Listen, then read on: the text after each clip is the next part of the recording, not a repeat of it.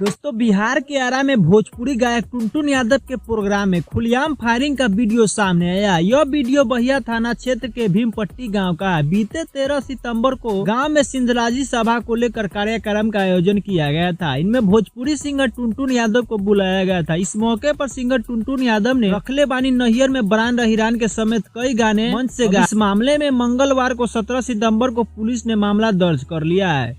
जानकारी के अनुसार गांव में ही कुछ दिनों पहले जगबल्ली यादव का निधन हुआ था। श्रद्धांजलि सभा में इस तरह का कार्यक्रम रखा गया था। फायरिंग का जो वीडियो आया उसमें साफ तौर पर दिख रहा है कि कैसे स्टेज पर दो युवक हाथ में बंदूक लेकर ताबड़तोड़ फायरिंग कर रहे हैं। स्टेज पर कुछ नर्तकियां भी थी। अगर फायरिंग के दौरान थोड़ी सी भी चूक होती तो किसी की जान जा सकती है। इससे पहले कई बार फायरिंग में अप्रिय घटना हो चुकी है। दोस्तों, क्या आप टुनटुन यादव का स्टेज शो देखना पसंद करते हैं या नहीं, कमेंट करके जरूर बताएं।